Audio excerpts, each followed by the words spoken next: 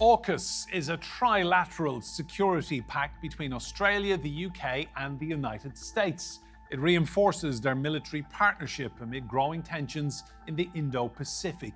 But questions are being raised in Washington, where the Trump administration is reviewing America's role in this deal.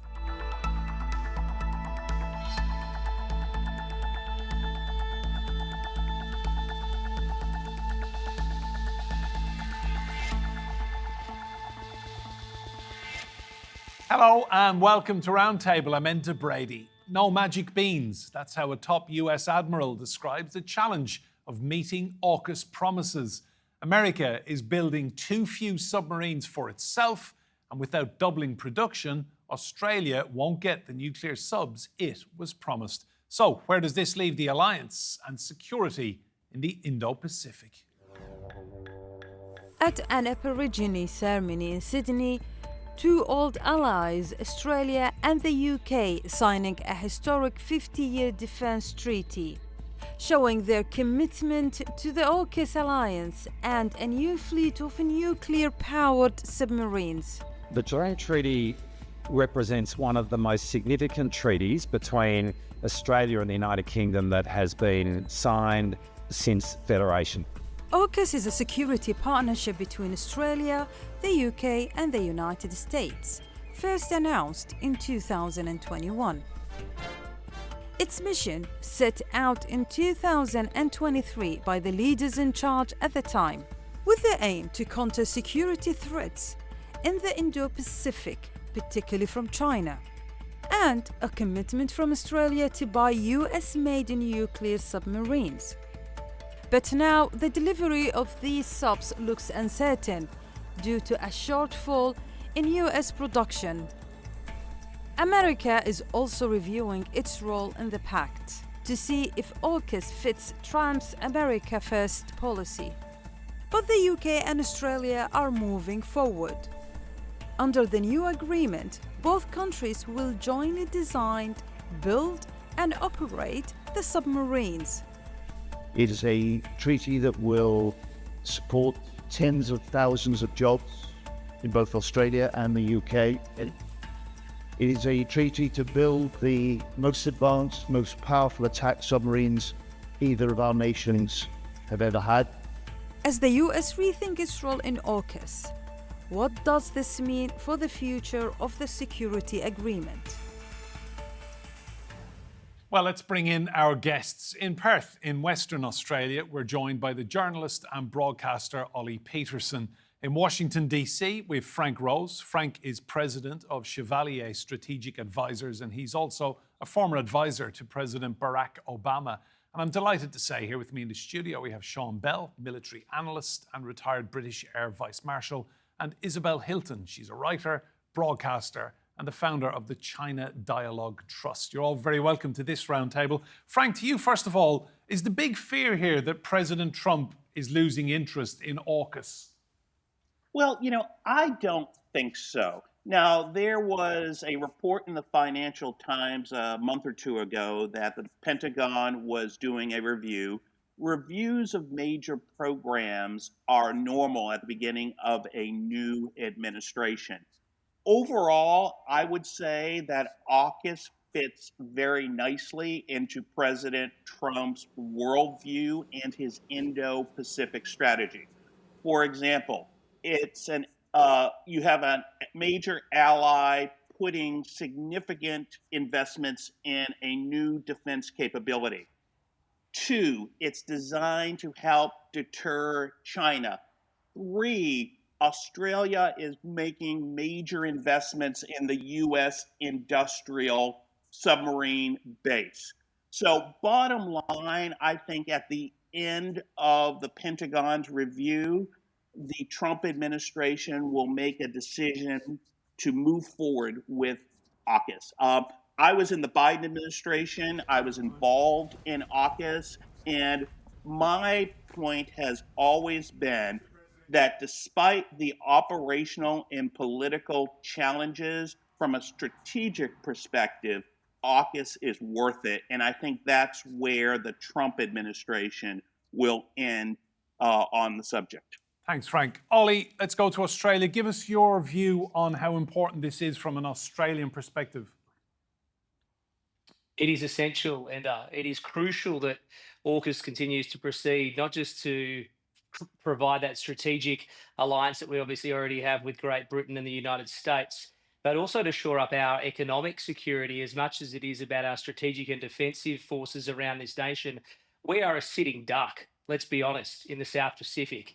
And without the help of the United States and the UK and the cooperation of this submarine project, which is going to obviously last a good 50 years, and it's going to cost the federal government here in Australian dollars to the tune of $370 billion in what we're talking about in 2025. In US terms, that's what, about 150 or 160 billion dollars. So the Australian government, and this has been reinforced by the Albanese government, which is in power at the moment, and obviously the Morrison government before that, this is such a strategically important objective for our nation and for our combined efforts for regional security. As I say, Australia is a sitting duck, but so is it a sitting duck in the Indian Pacific. And what we need to see, though, from our country, despite that review going on that Frank speaks of, is a conversation between our Prime Minister and our President. And I know that Anthony Albanese, the Australian Prime Minister, has yet to have the ear of Donald Trump or yet to see him face to face. And I think we view that as very crucial, particularly with that amount of money that is going to be spent on the AUKUS project. Whether there is going to be obviously an American first agenda now, those submarines that Frank speaks of, is it going to be a result where ultimately the United States is saying, yeah, we're okay to give these over to Australia, we're able to share that capability? I hope this is beyond politics, and I hope this is beyond whoever is in power in the day, whichever a country is obviously making those strategic decisions on behalf of our nation. But from an Australian point of view, it is very, very important that AUKUS proceeds, despite the fact I think the current administration in this country, Enda, would rather we basically be Switzerland, that we don't upset anybody. And we've just seen Anthony Albanese return recently from a trip to China, a state visit that lasted almost a week, visiting the President Xi Jinping. He's yet to receive that sort of welcome yet in Washington. Thank you, Ollie. That's a very interesting few points there. Isabel, to you, is the big threat China then? That's what AUKUS is all about. Well, that is what AUKUS is all about. Yes, it's about building up capability in that part of it. Eventually, it's about who's going to dominate the Pacific. It's about questions like Taiwan and so on. It's also about capability in these three countries. It's about the UK recovering or building back up its capacity to build nuclear submarines, and the second generation of technology, AUKUS, the pillar 2 of AUKUS, is about a whole range of new technologies which are going to be critical in warfare. And for the US, it's about maintaining, or at least it was conceived as a way of maintaining and solidifying alliances against a country they now define as their principal competitor and adversary. You know, there is no doubt that we are in a confrontation between the US and China, and that goes through everything, goes through the economy, industrial capacity, and strategic rivalry. So yeah, that's what it's about. The worry now is, and I hope Frank is right, the worry now is that the United States seems to be revising a lot of rather core concepts, including its relationship with alliances. And it all depends on the whim of Donald Trump, who might wake up next Tuesday and decide that he wants a grand bargain with China. And then what does AUKUS look like then? And there are a lot of sunk costs already. Australia and the UK have both put in a lot of sunk costs. But we're hearing in Washington, we're hearing things like, we can't really spare the submarines that, you know, and it's 3 submarines for Australia that are part of the deal. So what America First means in the context of AUKUS is honestly not clear. You could say America First means having strong alliances and friends with the capacity to come to your support should there be a confrontation, or America First might mean, as it has tended to in the US discourse, you know, more revenue for the United States, everyone's on their own, you've all got to spend more on your defense, and in the end, you know, we do what we want. Which, you know, line AUKUS, which side of the line AUKUS falls is going to be pretty important. Thanks, Isabel. Sean, come in on the submarine issue then. You reckon that the United States doesn't have enough for its own security? Well, I think the danger sometimes is that it is a massive programme, isn't it? But exactly as been said, there are two pillars to it. The second pillar is much more interesting from my perspective because it's got lots of things like hypersonics, cyber, undersea. You know, we're looking at how do we protect cables and stuff like that. Some really interesting sharing of technology. But that isn't the issue that seems to be the focus at the moment. It's around the submarines. And my read of it, it's less about the capability of submarines. It's more about, exactly as you said earlier, that in an effort to sweeten the deal, there is going to be a gap for Australia. Therefore, 3 of these Virginia-class submarines, with an option of a further 2, are going to be offered to Australia. The challenge, I understand, of course, is America needs its defence industrial base to be kicking out 2 of these a year to meet its requirements. That currently it's meeting just over 1 a year are coming out. And if you fold in the Australian requirement, the defence industrial base needs to over double its production rate. Now, if I was the American president, I'd be going, hang on a minute, we don't have more of these submarines than we need. Therefore, how do we offset that risk? And part of the conversation that's been happening with Australia is, OK, would you commit those resources to support us should something happen with China? And understandably, Australia is never going to commit to that at the moment. That's created a degree of uncertainty, and I suspect that's what's the core of what this review is all about. Frank, to you, how much of a deterrent to China do you think AUKUS could be? Well, I think what it provides is it provides additional nuclear submarine capabilities in a potential conflict. As you know, the United States has worldwide responsibilities, and therefore we cannot move all of our submarines to the region during a conflict.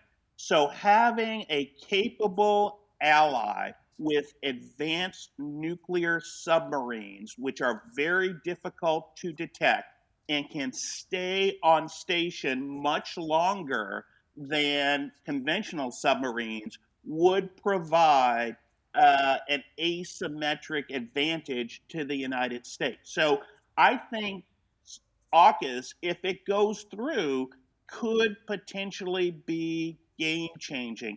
And I'll just pick up on a point that some of the other guests make. We talk a lot about the submarines, AUKUS Pillar 1, but I agree.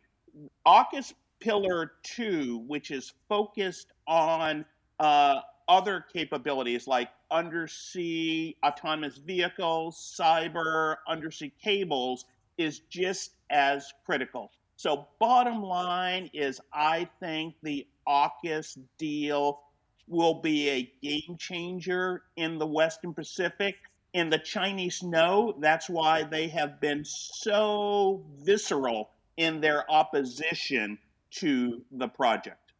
Thanks, Frank. Ollie, to you, you mentioned the lack of a relationship between your Prime Minister, Anthony Albanese, and the American president. How much of a concern is that from an Australian viewpoint? Very concerning, Enda, because the ear of the US president has always been something very achievable by the Australian Prime Minister. I know when Scott Morrison, the previous Prime Minister, was obviously in power, and even Malcolm Turnbull before that, they were held with state visits in the United States, and there was a very close relationship. I understand there's a lot of issues obviously currently occupying the eyes and ears of the US President Donald Trump, but if we are such a close ally, and we are such a close ally. And that's what this AUKUS agreement obviously is underpinning, that strategic relationship that we have with the United States, with Great Britain. You would think by now that they would have been able to hold a face-to-face meeting somewhere in the world. So it is of great concern here in Australia. There is a lot of belief that the current ambassador to Washington on behalf of the Australian government, former Prime Minister Kevin Rudd, is currently not doing the job that he has been posted to do. And I don't want to get too political about Australian politics tonight, Enda, but that is obviously a very strategically important relationship that any country has, regardless of where they are in the world. And if that meeting isn't to happen face-to-face soon by Prime Minister Albanese and President Trump, before this AUKUS review wraps up, there's huge questions being asked here on the domestic front as to why he hasn't been able to land that meeting. If they're such an important strategic ally, again, if we're spending 370 billion Australian dollars, you want to make sure that the person who now has the keys to drive the car, that being Donald Trump, is happy to continue to play ball with Anthony Albanese and the Australian government. Thanks, Ollie. Isabel, to you, just looking at it, Taiwan, how much of an issue is this then, that if China were to do anything there, invade or attack, that AUKUS will be primed and ready to respond?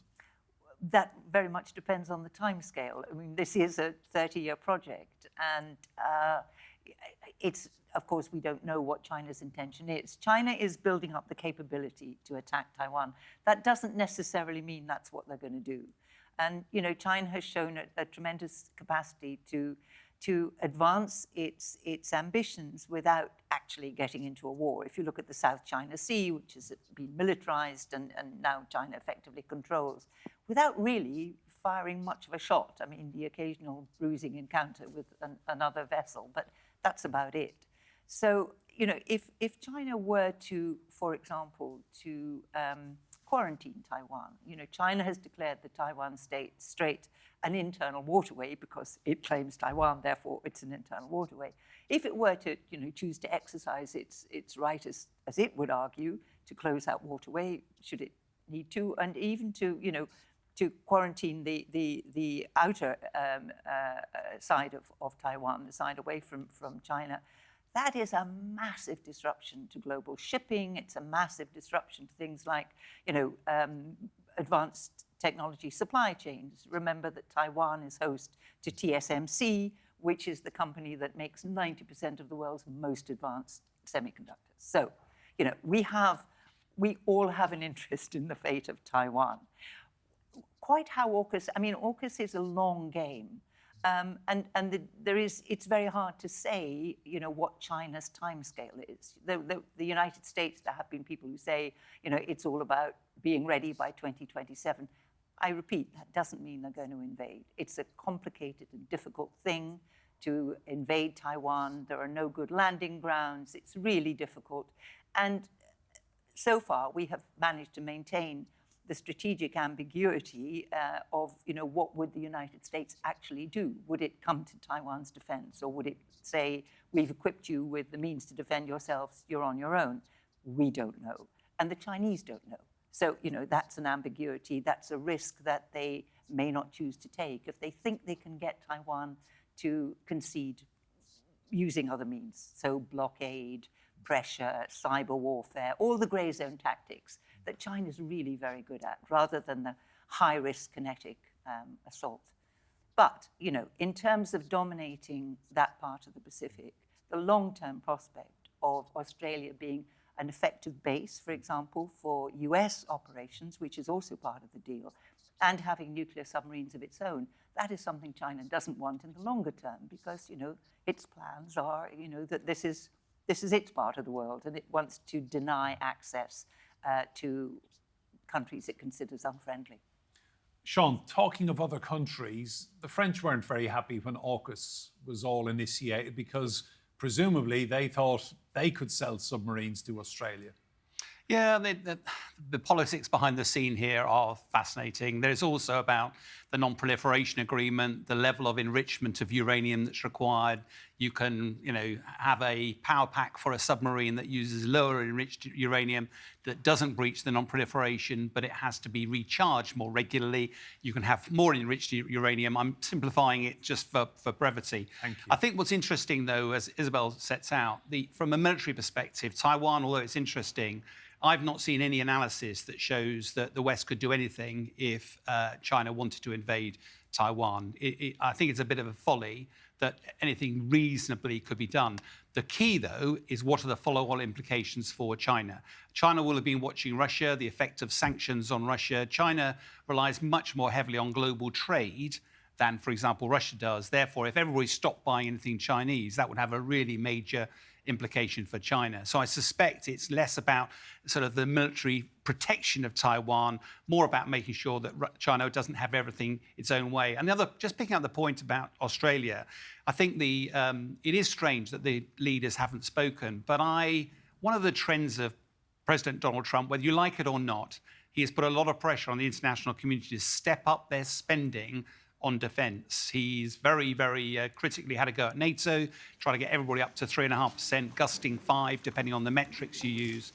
I'm probably not going to get the numbers right, so my apologies to my Australian friend, but it's just over 2%, I think, that currently Australia spends. And the metric that I think Donald Trump and others are going is 3.5% should be spent, because otherwise America feels that it's being the global policeman. And therefore, some of the pressure I suspect that President Trump is trying to exert is great steps from Australia, but can we see that number step up a little bit so it takes its place on the global stage to act as a global deterrent to China? Frank, what's your prediction about where President Trump now goes then with AUKUS? Do you think he's like fully on board? You know, I have learned you never predict what Donald Trump is going to do, because I don't think even Donald Trump knows what he is going to do. You know, my bottom line is that AUKUS makes strategic sense for the United States, regardless of the political and operational costs.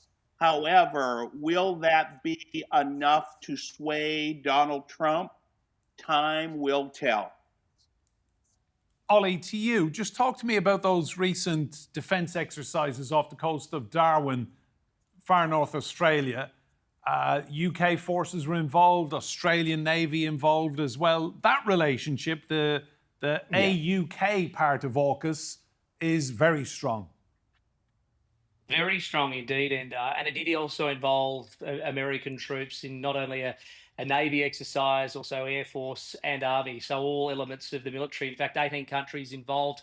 And just recently, in fact, the UK Defence Minister was in Victoria, actually, in Australia, with the Deputy Prime Minister of Australia, Richard Marles, committing to what's called the Geelong Agreement. And now there's another 50-year agreement, of course, of the sharing of intelligence in regards to AUKUS and submarines and the technology that we are talking about here between the two nations. So, look, I don't think that that will be anything that's going to be broken anytime soon between our countries or between the UK and Australia. I think the point that Sean made before is spot on in terms of, you know, Donald Trump saying, I don't want to be the police officer on the beat for every country. And that's something we are certainly grappling with in Australia at the moment. And the pressure is on the Australian government to lift defence spending, or at least reply to that. But I go back to the point I made a little bit earlier. This is one of the big decisions we have to make in this part of the world, is where we align ourselves to. And while we're very much in favour of continuing the alliance, obviously, with AUKUS in the United States and Great Britain, the current strategy from the federal government, again, is about being Switzerland and just not try to upset anybody in the region, because, of course, economically, China and the Australian relationship is huge. My side of the country, where I live in Perth, will not only be one of the major bases for a lot of troops and a lot of information to be shared between our countries for AUKUS, but you go to the north of this state, up to Karratha and places like Port Hedland, and all that iron ore, which keeps the Australian economy ticking over, is exported all the way up to China. So it is a complicated web in this part of the world, and nobody wants to upset anybody, particularly if you're the Prime Minister of Australia at the moment.